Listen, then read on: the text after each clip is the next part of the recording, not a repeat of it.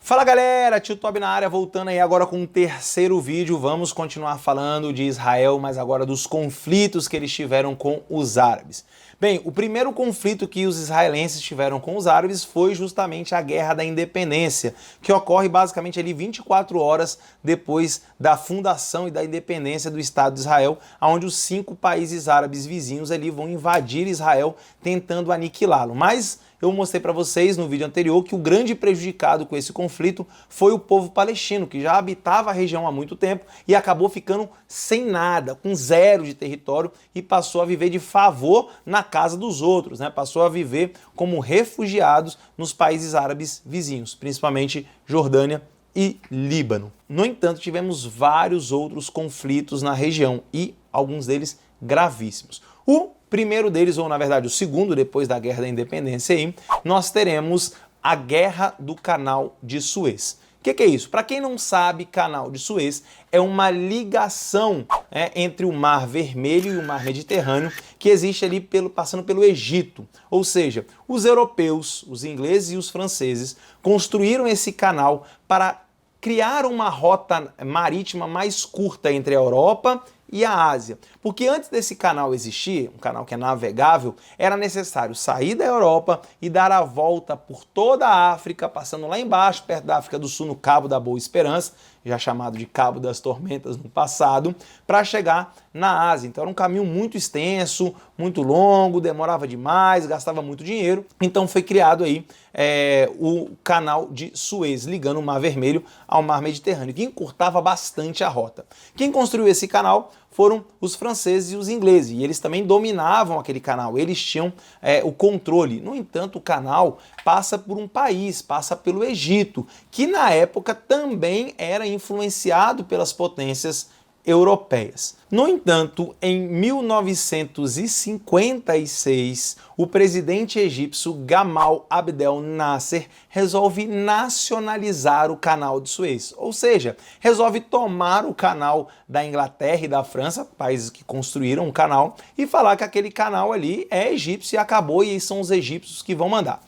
Como os egípcios não se dão bem com os israelenses, uma das primeiras medidas do presidente Nasser é bloquear o canal para a navegação de navios israelenses, ou seja, os israelenses não poderiam mais utilizar aquele canal, o que seria de grande prejuízo para os israelenses, uma vez que aquele canal era uma rota fundamental do comércio de Israel com outros países. E é claro que ingleses e franceses também não gostaram nada disso. Como é que é isso? Nós vamos perder o nosso domínio, a nossa hegemonia na região, nós construímos o canal, então nós somos os donos. Mas o Abdel Nasser não queria nem saber disso daí, falou que o canal era deles e que se dane. Obviamente, ingleses e franceses se organizaram com os israelenses. Na verdade, os israelenses foram utilizados por ingleses e franceses para retomar o canal de Suez. Então, foi aí que, em 1956, Israel lança uma ofensiva militar no canal de Suez para a retomada do canal de Suez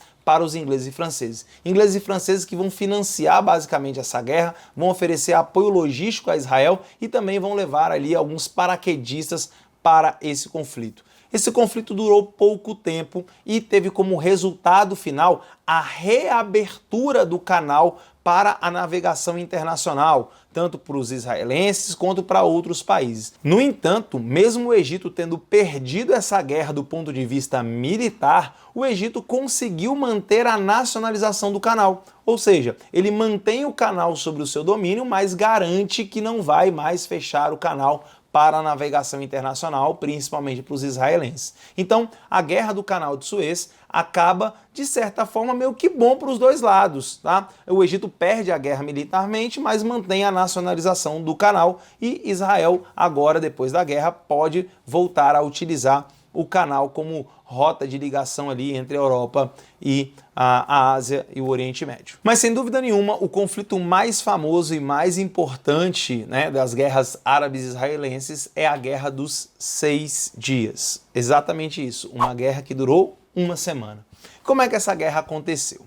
Você já ouviu falar em Serviço Secreto Americano, a CIA, Agência de Inteligência? Pois é, Israel tem algo bem semelhante à CIA, só que eu acho que talvez seja até melhor do que a CIA. E o nome dela é Mossad. Então, o Mossad é o serviço secreto, a inteligência israelense. E essa inteligência israelense descobriu que países árabes vizinhos que já haviam invadido Israel anteriormente, Egito, Síria, Líbano, iriam mais uma vez lançar uma ofensiva militar contra Israel. Sabendo disso, Israel vai lançar um ataque preventivo contra os países árabes. Vai atacar principalmente os egípcios. Na verdade, os aviões israelenses, os caças israelenses, vão sobrevoar o Egito e vão bombardear o Egito. Olha que louco isso daí.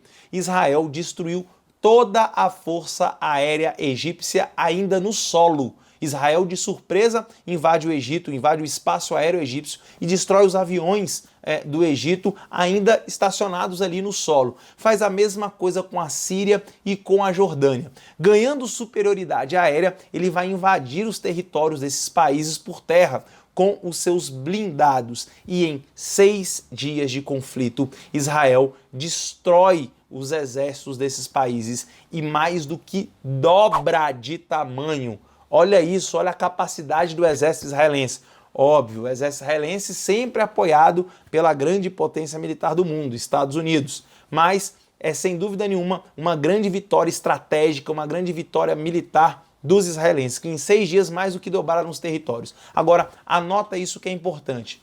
Israel vai dominar partes fundamentais dos territórios desses países perdedores. Israel vai dominar do Egito a península do Sinai e a faixa de Gaza. Vai dominar da Jordânia a Cisjordânia, inclusive aí uma importante cidade, a cidade de Jerusalém, cidade que é sagrada para os judeus, que é sagrada para os cristãos e também é sagrada para os muçulmanos. E ainda vai dominar da Síria, vai tomar deles as colinas de Golã, nada mais nada menos que uma das nascentes do Rio Jordão.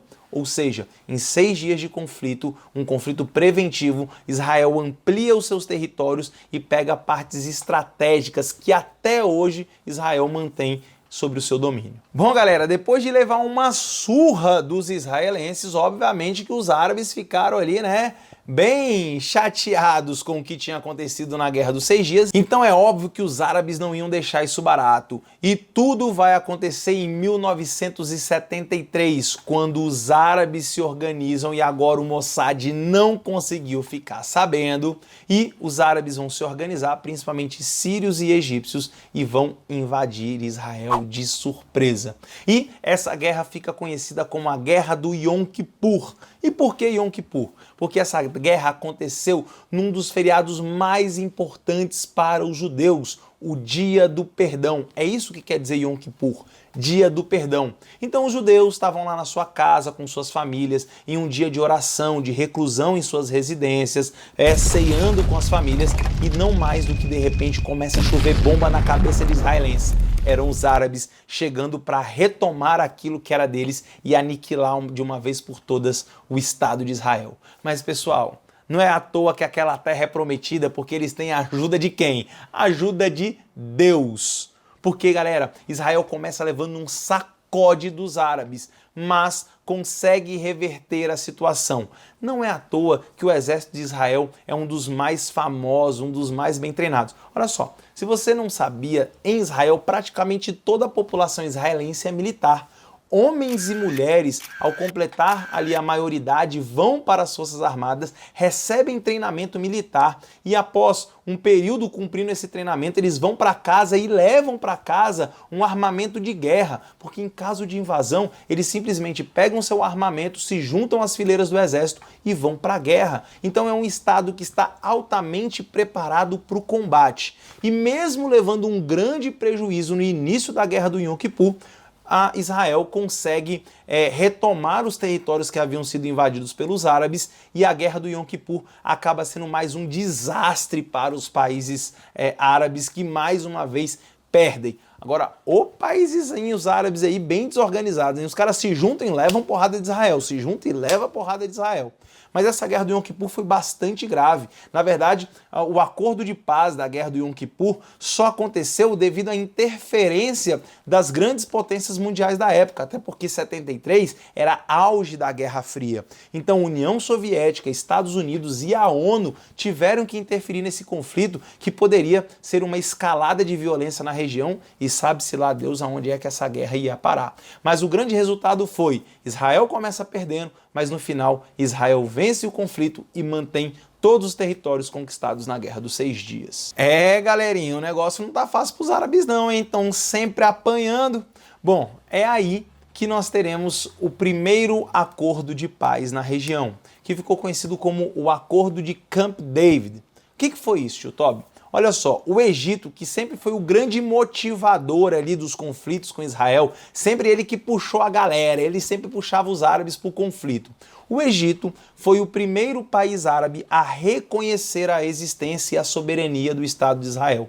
E isso vai acontecer nesse acordo, nesse tratado de Camp David, aonde o presidente egípcio vai se juntar, vai fazer um acordo com o primeiro-ministro israelense, e tudo isso vai ser assinado na casa de campo do presidente americano lá nos Estados Unidos. Tem até uma foto, ó, vou colocar a foto aqui do lado deles apertando aí as mãos, tá? Esse tratado, esse acordo foi importantíssimo, que fez Israel ser reconhecido pela primeira vez por um país árabe. Mas galera, esse acordo não agradou a todo mundo não. Olha só, o Egito era o país que mais motivavam as tretas contra Israel. E os outros países que viviam levando porrada olharam para o Egito e falaram: "Ô Egito, tá doidão? O que tá acontecendo? Virou traíra? Virou X9? Tá aí traindo o movimento?" Foi aí. Olha como que as coisas lá são violentas. O presidente egípcio que assinou o acordo, o Tratado de Camp David, foi assassinado no meio de uma parada militar. Simplesmente desceram do carro e encheram ele de bala. Por quê? Não aceitavam que o Egito reconhecesse Israel. Acharam que o presidente egípcio era um traidor dos árabes por reconhecer a existência de Israel como um país soberano ali na região do Oriente Médio. Então, pessoal, essa história de israelenses e árabes é um problema gravíssimo até os dias de hoje. Bom, galerinha, e com o acordo de Camp David, a primeira iniciativa aí de paz e o assassinato do presidente egípcio, nós encerramos esse vídeo. Então se liga aí, hein? Principais conflitos árabes-israelenses: Guerra de Independência, Guerra do Canal de Suez, Guerra dos 6 Dias e Yom Kippur, que culminou aí com o acordo de Camp David, beleza? Não deixe de assistir ao próximo vídeo. Um grande abraço, beijão pra você. Fui!